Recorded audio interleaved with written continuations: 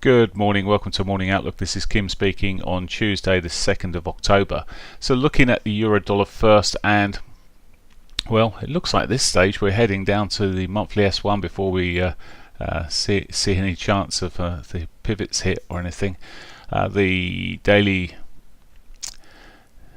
500 looks like a reasonable target as well there, so just slightly above that at the moment. Now, solid sell-off since sort of late last week there. At this moment there has been signs of divergences sort of whipping through these markets, but it's just weak, so can't ignore that. Now we have got daily pivots sitting above there at 1586, which is a possible draw at some point, but if we see a reversal, it's certainly, they're certainly possible. I mean, we ran up back to the 60.50 yesterday. It's at one stage I didn't think it'd even do that. It was struggling to move anywhere really of significance, but certainly in range, very tight ranges. So possibilities up there if we saw it putting in some sort of grounding here, but otherwise really looking further downside. Let's have a look at the pound. So pound weak also. The comments coming out from the team there at the government team, obviously not giving it enough buzz to hold on to any gains, and at the moment it's looking quite bearish again.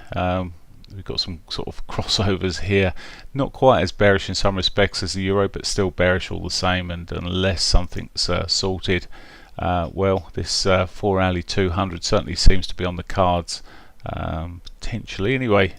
Good, certainly potentially there in one line. It does look weak towards it, like double bottoming ish here where we're sitting at the moment. Again, if it can grind out some sort of bottom in here, maybe it could get back towards its daily pivot. It did flick up and catch the weekly and tick that off yesterday. Really just though in the bigger 4-hourly picture here, lower highs, lower lows are sort of sitting through there at the moment. So that's where we are with the pound. Dollar yen. Dollar yen, well, it's yen's been shoving up. We've seen a little bit of sort of a bit of a regain, a bit of retrace here. There is the weekly pivot below. Maybe it could see a bit of strengthening coming through here and head back down towards that weekly pivot, and at which point it may become a reasonable buy point, because it's still in this upward trend. So if it were to do that, we may see the pound, the euro heading back towards daily pivots. This may sort of run back towards weekly, we'll see, but I don't have a lot of hope for it at the moment. But no, I don't. There's a little more to say on that really. Aussie dollar. So Aussie dollar crashed and burned over through the Asian session marginally. It's still in this downward trend here. Aussie dollar, it's broken last week's lows there that we saw, and if you look at the 4-hourly now, it's just sort of confirming lower highs, lower lows. Got a potential at this rate to be running down to its weekly S1. Let's come down the time frame here, and well, may have found support into today at least into that daily S2, but it's such a pinch day yesterday. It looks like it's trying to grind out a bottom, and then it's the news hasn't helped it through, or certainly this price action hasn't helped it through the Asian session there, and it looks like it's got a bit of a bounce to be had. So